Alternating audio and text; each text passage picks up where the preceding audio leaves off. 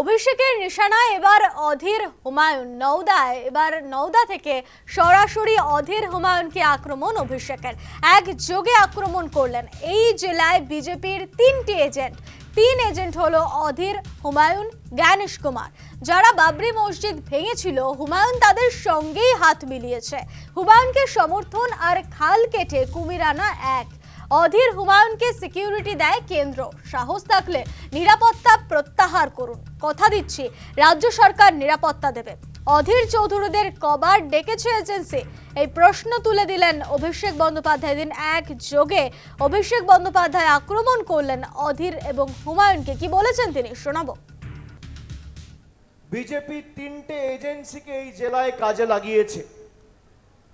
যে এজেন্সির দায়িত্বে রয়েছে তিনটে এজেন্ট। প্রথম এজেন্টের নাম, যাকে আপনারা আজ থেকে 2 বছর আগে পরাজিত করেছিলেন, অধীর চৌধুরী। দ্বিতীয় এজেন্ট হুমায়ুন কবির, আর তার সাথে হাত মিলিয়েছে দিল্লির নির্বাচন কমিশনের ভ্যানিশ কুমার, মানুষের নাম কাটতে। একদিকে হুমায়ুন কবির মসজিদের রাজনীতি করে মানুষকে বিভ্রান্ত করে ধর্মের নামে ভোট চাইছে।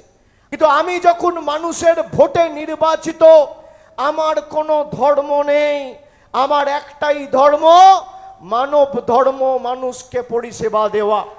যারা বাবরি মসজিদ ভেঙেছিল এই হুমায়ুন কবির তাদের সাথে হাত মিলিয়েছে। এদেরকে একটা ভোটও দেওয়া মানে পরোক্ষভাবে বিজেপি এবং মোদিকে ভোট দেওয়া, এটা মাথায় রাখতে হবে। আপনি দেখবেন মমতা বন্দ্যোপাধ্যায় বাংলার মুখ্যমন্ত্রী, এই রাজ্যে সর্বোচ্চ প্রশাসনিক প্রধান, তাকে নিরাপত্তা দেয় স্টেট পুলিশ, অর্থাৎ রাজ্যের পুলিশ। আর হুমায়ুন কবির আর অধীর রঞ্জন চৌধুরীকে নিরাপত্তা দেয় অমিত শাহর সিআরপিএফ। আমি চ্যালেঞ্জ করে যাচ্ছি হুমায়ুন কবির আর অধীর চৌধুরীকে, আপনি যদি মানুষের প্রতিনিধি হন, যে অত্যাচার নরেন্দ্র মোদী আর অমিত শাহের সরকার সংখ্যালঘু ভাইদের উপর করেছে, আপনার যদি ন্যূনতম বিবেকবোধ থাকে, আপনি আপনার নিরাপত্তা রক্ষীদের তাদের কাছে ফিরিয়ে দিন। রাজ্য সরকার 24 ঘন্টার মধ্যে আপনাদের নিরাপত্তা রক্ষী দেবে। আমি মমতা বন্দ্যোপাধ্যায় অনুরোধ। এর পাল্টা আমজনতা উন্নয়ন পার্টির নেতা হুমায়ুন কবির ঠিক কি বলেছেন, শোনাবো আপনাদের।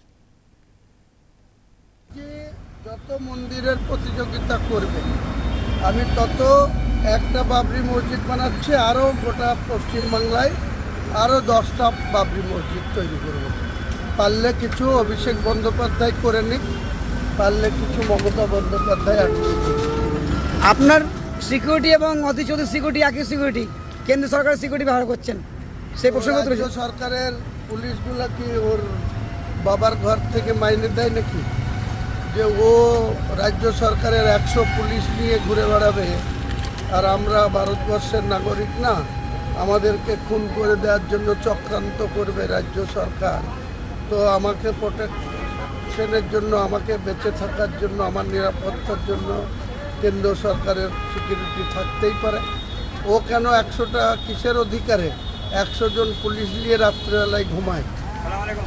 তার জবাব আগে অভিষেক দেবে, তারপরে এসব ফালতু প্রশ্নের জবাব দেবে।